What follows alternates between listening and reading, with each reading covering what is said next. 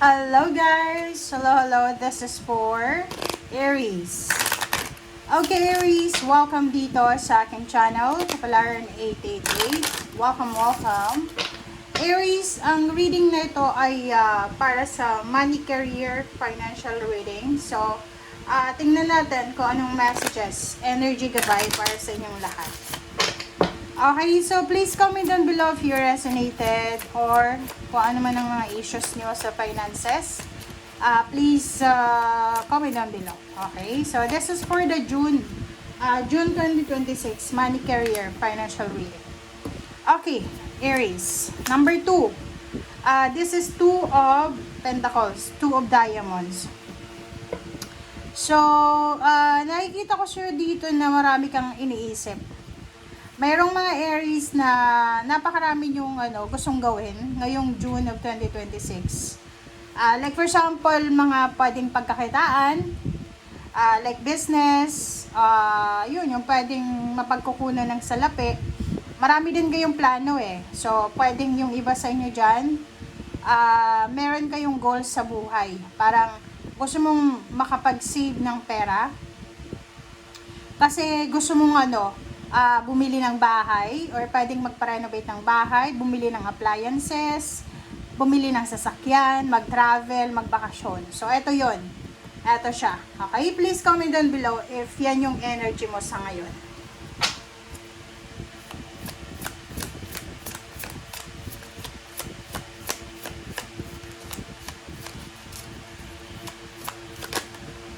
Okay. So, ito ay reverse. Reverse na 23-5. Reverse na scarcity.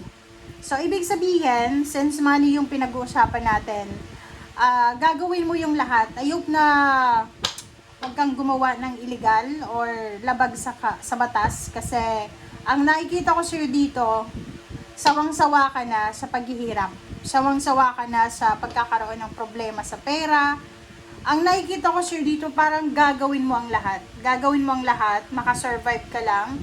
Gagawin mo ang lahat, matupad lang yung mga pangarap mo. Okay. Aries.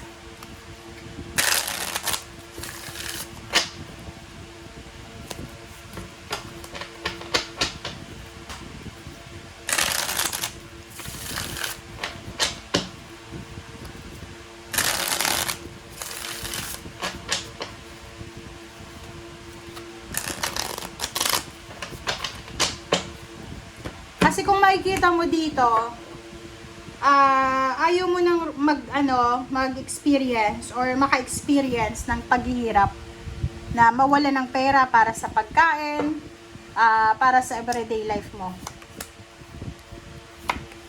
Okay, Aries. First two cards sa second deck, Page of Wands and the Wheel of Fortune. Talagang nakikita ko sa'yo dito, fast movement to. So, mag-comment yung mga Aries dito. Parang sobrang impatient yung nararamdaman mo.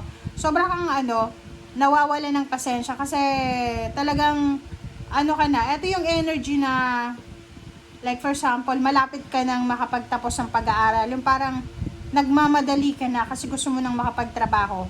Like yung iba din sa inyo, ito yung emotion na halimbawa lang kung nasa ibang bansa ka, pag alam mo na malapit ka nang umuwi ng Pilipinas, malapit mo nang matapos yung tawag dito,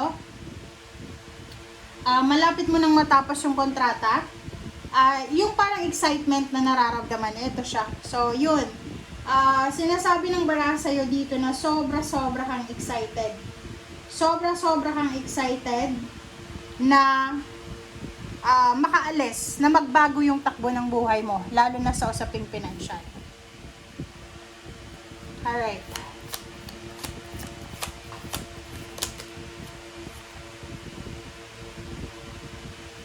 Okay. King of Cups, the Hermit.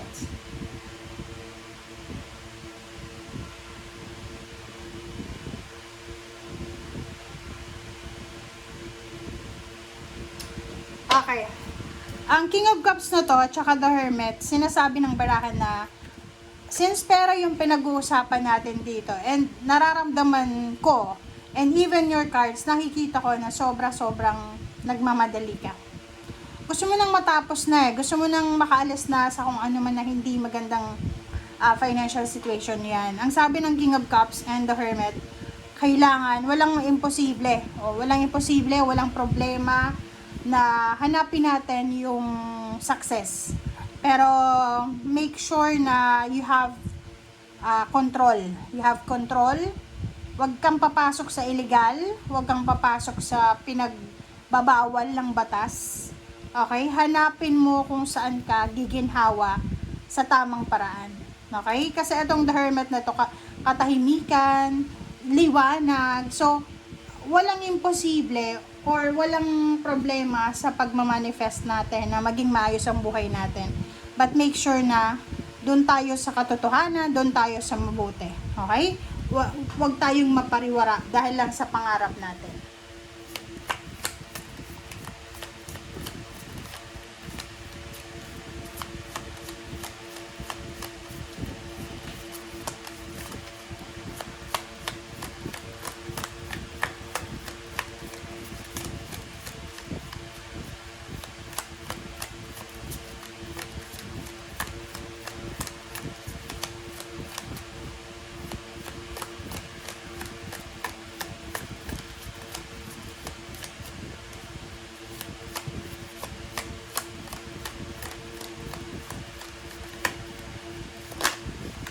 Alright.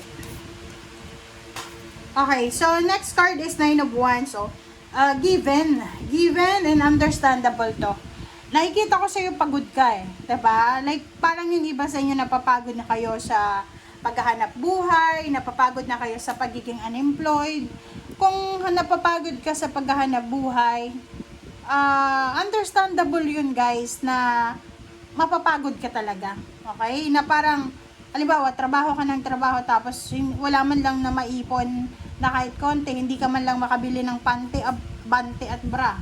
Or yung lalaki hindi man lang makapagpagupit or makabili ng mga underwear. Understandable yun na mapapagod ka talaga.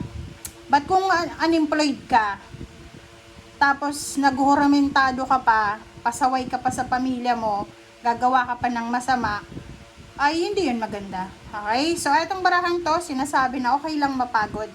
Okay? Kung napapagod ka, magpahinga ka. And High Priestess, sinasabi ng barahan, lahat daw ng mga sufferings mo, lahat ng sufferings, lahat ng pagpapagod mo, ay mayroon yan na hidden message or hidden blessings na pwedeng ibigay sa iyo ang universe sa tamang panahon. Okay?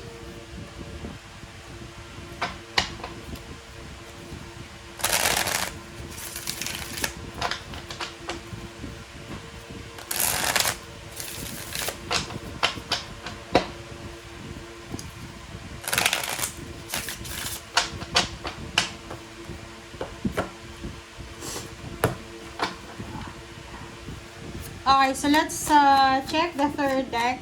This is the last deck. Okay, Eight of Wands.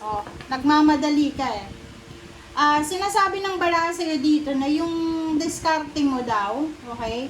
Yung kinakailangan mong diskarte ngayong buwan ng June, lalo na kung pag-uusapan ng pera, ay magdahan-dahan ka.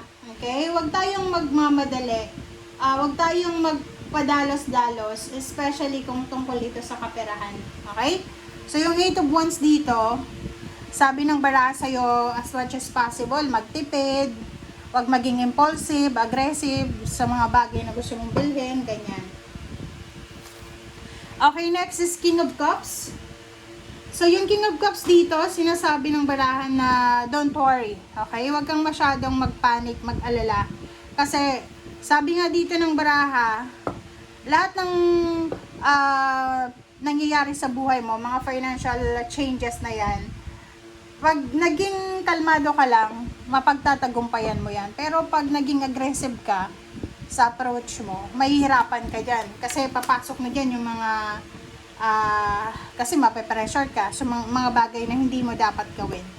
The Lord of Shadows, nakikita ko sa'yo dito, ang isa sa mga pwede mong magawa, kung nasa Pilipinas ka, is subukan mong umalis dyan sa lugar kung nasan ka sa ngayon.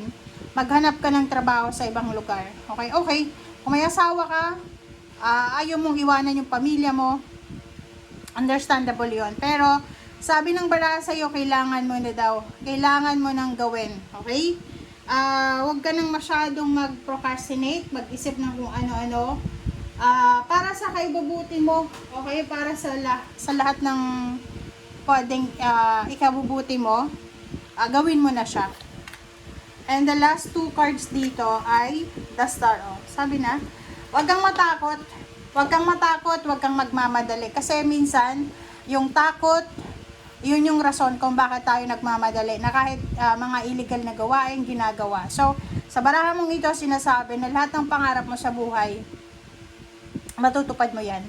Matutupad mo kahit dahan-dahan lang. Slowly but surely. Hindi mo kailangan magmadali. Hindi mo kailangan pumasok sa easy money tactics na yan. Huwag kang matakot. Okay? Yun. The Moon and the High Priestess, this is emotion. And sinasabi ng baraha, paminsan-minsan din, huwag masyadong materialistic. And paminsan-minsan din, huwag tayong masyadong nakafocus lang sa pera. Bigyan din ng sarili ng time para makapagsaya. Kasi minsan, hindi lang puro pera ang rason kung bakit masaya tayo. Okay? Thank you guys. Bye!